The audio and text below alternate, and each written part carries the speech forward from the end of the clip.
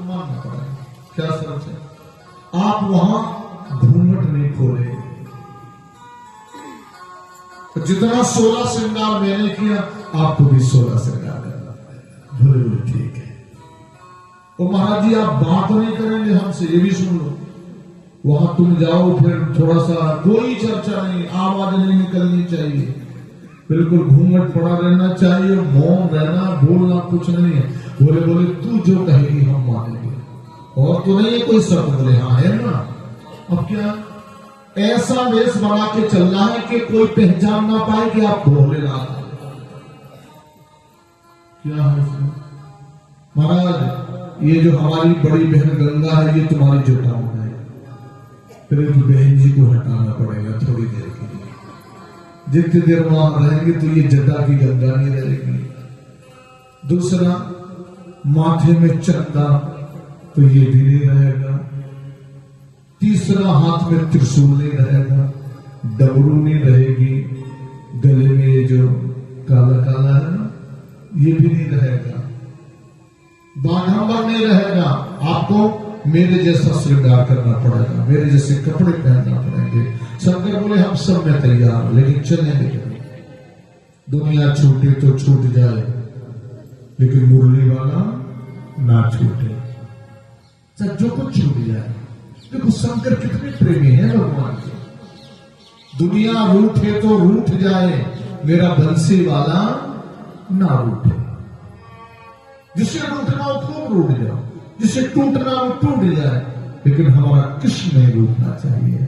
परिवार रूठ जाए, रिश्तेदार रूठ जाए, जिसे रूठना हो वो रूठ जाए। अगर कृष्ण नहीं रूठेंगे तो सब नाक रगड़ के फिर वापस आ जाए। इसलिए भगवान ना रूठने पाए। ऐसा महादेव से पार्वती जी ने कहा करो श्रृंगार। पार्वती जी के श्रृंगार कक्ष में महादेव पहुंच गए और जितना जो कुछ था जल्दी जल्दी तैयारी करना है, श्रृंगार किया नहीं। और जो गालों में वो लपेटा जाता सफेद सफेद सांप पोतने लगे। जहां जैसा बंदा, जहां जैसा होंठ, जहां जैसा काजल माजल सब लगा के भोलेनाथ तैयार। हाँ ले पार्वती ठीक ले। सो हंस पड़ी पार्वती, अपना आंचल निकाला और आंचल के छोर से मिलाने लगी। ये ठीक नहीं मिला और मिला जुला के सब तैयार कर दिया। कपड़े कौन पहनोगे? भोलेनाथ ने कहा जो तुझे पहनाना, तो जो मैंने पहने वही पहन लो। बोले हाँ लहंगा साड़ी पहनी है वही हम पहन लेंगे। पार्वती जी ने ऊपर सुंदर सा एक लहंगा अच्छी सी साड़ी लेकर के लो महाराज जी पहन लोगों की पहनाना पड़ेगा। भोलेनाथ ने कहा हम पहन लेते हैं। पहले तो सुनो, साड़ी पहनी मत पहनना, पहले लहंगा पहनना पड़ेगा। सब भोलेनाथ ने लहंगा उठाया और जैसे दोनों पांव डाले वो गांठी लगाने का नंबर आया तो वो नारा कहीं गिर गया रास्ते में। अब गांठ कैसे लगे? बोली पार्वती इसमें तो वो गांठ लगाने वाला कुछ है ही नहीं, अब क्या किया जाए? पार्वती जी बोली मैं जा रही हूँ स्वामी, कहीं वहीं पड़ा होगा, वहीं जाकर के फिर ढूंढ के लाते। तब तक एक करिया सांप जा रहा था, लंबा लंबा पतला सा, मोटा नहीं पतला। बोले लगाएगा तो बेचारा फिर वापस हाँ महादेव बता इधर। लहंगे का मुंह खोला, बोले उसके भीतर चले जाओ। लहंगे में जो जहां से गांठी लगाने वाला डोरा डाला जाता, उस सांप से कहा तू जा, क्योंकि तू पतला है ना, नाप तोल का है, तू चला जाएगा। वो सांप चला गया। भोलेनाथ ने गांठी लगाई तो सांप कर महाराज गांठी धीरे से लगाना, मैं कोई रस्सी धागा थोड़ी हूं कि मेरे प्राण ही निकल जाए। पूरा श्रृंगार किया और पार्वती जी लेकर के जैसे पहुंची तो वहां ललिता विशाखा खड़ी है।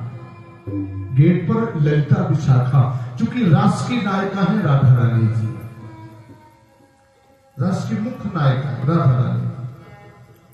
राधा रानी जी बार बार ललिता विशाखा से कह रही अरे भाई देवताओं में, देवियों में, मनुष्यों में, नारियों में सब सर्वोत्तम सबसे सुंदर देवी है महादेवी पार्वती, उनका आना क्यों नहीं हुआ? तो ललिता विशाखा दोनों इंतजार कर रही है। तब तक भोलेनाथ लंबा सा घूंघट डाले और सारी जल्दी जल्दी चल रहे हैं तो लगता कि अब ये छूट ना जाए, तो एक हाथ से पकड़ भी है और चले जा रहे। जैसे ललिता विशाखा ने देखा आइए महादेवी, महादेवी स्वागतम आगच्छा, आइए, आपका रासलीला में स्वागत है। ठीक है, और हाथ जोड़े ललता विशाखा में और जैसे अंदर चले लगे, महादेवी ये कौन है आपके पीछे आ रही है? अब बोले चलो होगी कोई, ये भी सौभाग्यशाली होगी। और पार्वती जी ले गई, और जैसे पार्वती जी अंदर ले गई तो वहां राधा रानी ने आइए महादेवी, और हृदय से मिलन हुआ राधा रानी का और हमारी पार्वती जी का मिलन हुआ। भोलेनाथ पीछे खड़े, राधा रानी की दृष्टि गई कि यहाँ कोई घूंघट वाली नहीं है। महादेवी ये घूंघट वाली कौन है आपके साथ आई है? होगी कोई, चलो आई है उसका सौभाग्य। अरे भाई इसका परिचय, चूंकि नायिका मैं हूं रासलीला की, तो मुझे जानकारी होना चाहिए कि आखिर है ये है कौन हो देवी? तो अब भोलेनाथ खड़े हैं। जितनी गोपियां सबसे 2.5 हाथ तो लंबी है, 7 गोपियों से, शरीर भी अच्छा हट्टा खट्टा सा है, मस्त गोपी है। राधा रानी पूछ रही लेकिन कुछ नहीं बता। ललिता विशाखा भी आ गई, अब देखा कि ये है कौन, ये बोल क्यों नहीं रही है। 100-150 गोपियां भी पूछ रही है कौन हो सखी? ओ सखी ऐसे थोड़ी पिया मिलेगा, श्याम पिया ऐसे नहीं मिलेगा, घूंघट के पट खोल। जब तक घूंघट का पट नहीं खुलेगा तब तक वो श्याम पिया नहीं मिलेगा। अगर पिया के दर्शन को पीना है तो घूंघट हटाना पड़ेगा। लेकिन भोले तो वचनबद्ध है, नहीं खोल रहे। सारी गोपियां भागी, राधा रानी भागी, गोविंद यमुना किनारे बैठे बैठे यमुना से बात कर रहे थे। ओ प्रभु, भगवान का क्या बात है? ये कौन सी गोपी बुलाई है आपने? बहुत लंबा घूंघट डाल के खड़ी है, बुलाने से भी नहीं बोलती है, आखिर वो है कौन? तो भगवान मुड़ के वहीं से देखा, मुस्कुरा गए। अब कोई जाने ना जाने, उससे तो कुछ छिपा नहीं है। किसी को जानकारी हो या ना हो, राधा रानी जानी ना जानी, विशाखा जानी ना जाने, ललिता जानी ना जाने, लेकिन उसने तो मुड़ करके देखा, और एक मुड़ने में ही जान गया कौन है। गोविंद दौड़ करके आए, गोपियां पीछे पीछे। भगवान की आयु कितनी है यार? 10 वर्ष 56 दिन। कृष्ण की आयु कितनी है? 10 वर्ष 56 दिन की आयु है।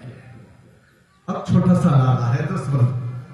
ये जीव ब्रह्म लीला है, ये परम भगवत और भागवतों की लीला है, ये प्रभु के चित चरणों से जुड़ने वालों की लीला है, ये श्याम लीला है।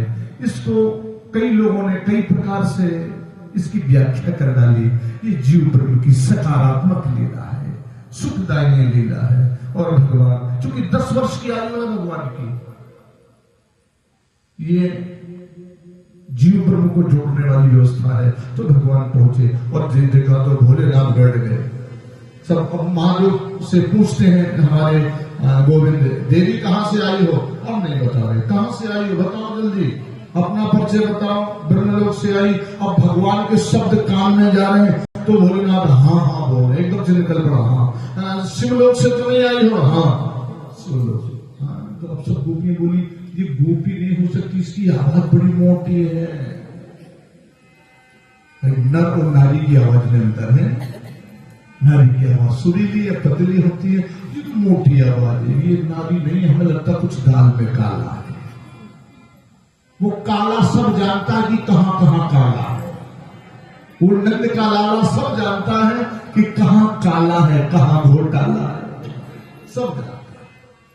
भगवान ने कहा तुमको बैठना नहीं आता? मैं खड़ा हूं और तुम बैठी हो, तुम्हें स्वागत करना नहीं आता मेरा? तो भोलेनाथ खड़े हो गए। और जैसे महादेव खड़े हुए, बहुत पूछा परिचय, लेकिन शिव नहीं बता पा रहे। पार्वती जी बगल में खड़ी, तो वचन दे दिया क्या किया जाए।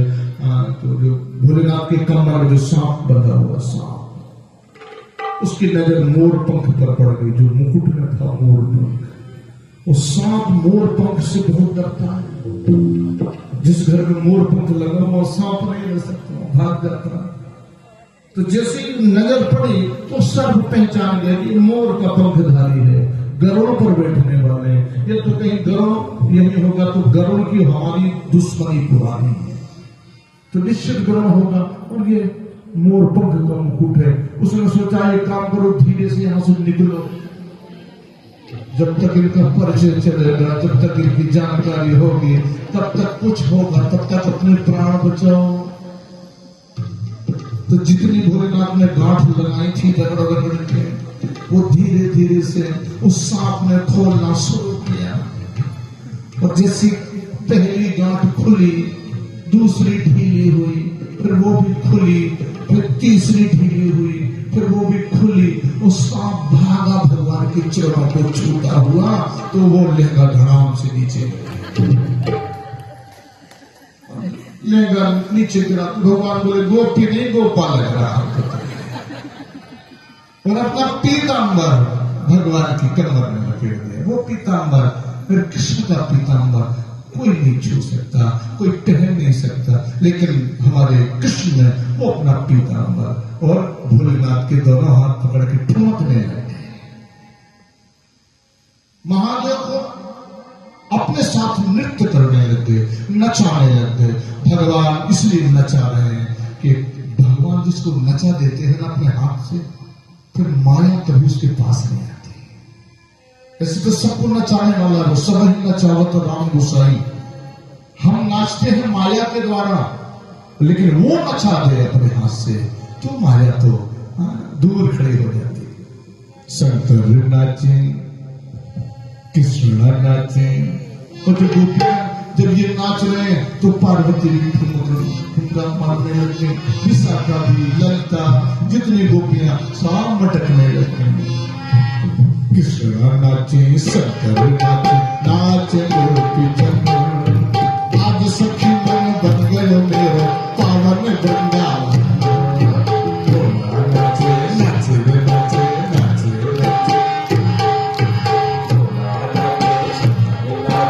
नाचे गोपी जन।